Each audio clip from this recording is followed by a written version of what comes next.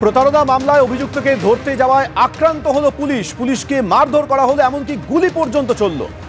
ছাড়িয়ে নেওয়া হয় অভিযুক্তকে উত্তপ্ত দক্ষিণ 24 পরগনার কুলতলি। আপনাদের আরো একবার জানাই যে প্রতারণা মামলায় অভিযুক্তকে ধরতে গিয়েছিল পুলিশ, আর সেই অভিযুক্তকে ধরতে গিয়ে আক্রান্ত হতে হলো পুলিশকে।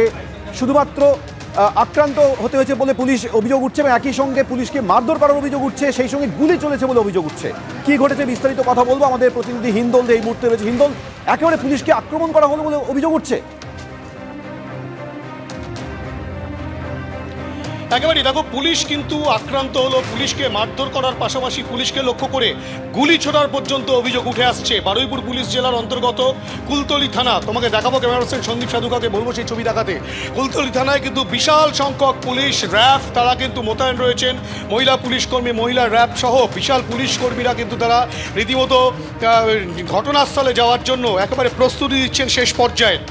এই ঘটনার সূত্রপাত তোমাকে বলে রাখি, আজ সকালবেলা যে ঘটনা ঘটেছে, সাদ্দাম সর্দার, যার বিরুদ্ধে অভিযোগ যে তিনি নকল সোনা দিয়ে 12 লক্ষ টাকা প্রতারণা করেছিলেন নদিয়ার এক ব্যক্তির সঙ্গে, এবং গত 2 সপ্তাহ আগে সেই অভিযোগ উঠে আসে এবং সেই অভিযোগ কিন্তু কুলতলি থানায় হয়। তারই পরিপ্রেক্ষিতে সাদ্দামের বিরুদ্ধে কুলতলি থানায় একটি অভিযোগ হয় এবং কুলতলি থানার পুলিশ রীতিমতো তদন্ত প্রক্রিয়া শুরু করে। সেই তদন্ত প্রক্রিয়ায় জানতে পারেন যে সাদ্দাম সর্দার সে কিন্তু রীতিমতো কুলতলি থানা এলাকায় রয়েছে, এবং তার বাড়িতে যখন পুলিশের টিম পৌঁছয় সেই সময় কিন্তু পুলিশ সাদ্দাম সর্দারকে হাতে নাতে গ্রেপ্তার করে ফেলে।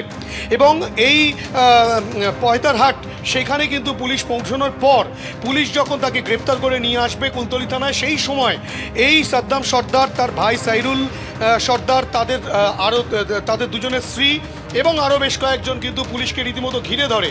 পুলিশকে ঘিরে ধরে রীতিমতো পুলিশকে মারধর করে এবং সাদ্দাম সর্দারকে পুলিশের হাত থেকে ছিনিয়ে নিয়ে চলে যায়।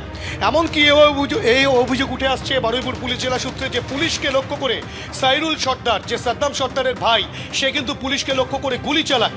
এই গোটা ঘটনায় এলাকায় ব্যাপক উত্তেজনা তৈরি হয়। এখনও পর্যন্ত যে চিত্র দেখা যাচ্ছে, পুলিশ কিন্তু সেই ঘটনাস্থলে পৌঁছানোর জন্য এবং যাতে নতুন করে আবার কোনো উত্তেজনা না ছড়ায়, সেই উত্তেজনা যদি কোনো রকমভাবে ছড়ায় তাকে প্রতিহত করার জন্য বিশাল সংখ্যক পুলিশ সেখানে যাওয়ার জন্য প্রস্তুতি নিচ্ছে। বিশাল র্যাব এবং মহিলা পুলিশ কর্মীদেরও কিন্তু সেখানে নিয়ে যাওয়া হচ্ছে, কেননা পুলিশকে মারধরের ঘটনায় কিন্তু মহিলারাও অভিযুক্ত ছিল, তেমনটাই পুলিশ সূত্রে খবর। ইতিমধ্যেই সাদ্দাম সর্দারের যিনি স্ত্রী এবং সাদ্দাম সর্দারের ভাই সাইরুল সর্দার, যে পুলিশকে লক্ষ্য করে গুলি চালিয়েছিল বলে পুলিশ সূত্রে খবর, তাদের দুজনের স্ত্রীকে পুলিশ আটক করেছে। কুলতলি থানায় কিন্তু এখনও পর্যন্ত তাদেরকে আটক করে রাখা হয়েছে। পাশাপাশি কুলতলি থানায় বিশাল সংখ্যক বারুইপুর পুলিশ জেলার বিভিন্ন থানার পুলিশ কর্মীরা তারা একত্রিত হচ্ছেন এবং তারা কিন্তু সেই ঘটনাস্থল, অর্থাৎ কিনা পয়তারহাট, সেখানে কিন্তু তারা যাবেন এবং সেখান থেকে গিয়ে কিন্তু তারা তল্লাশি প্রক্রিয়া শুরু করবেন, কেননা এই দুজন এখনও পর্যন্ত বেপাত্তা রয়েছেন, তাদের খোঁজে পুলিশ তল্লাশি চালাচ্ছে।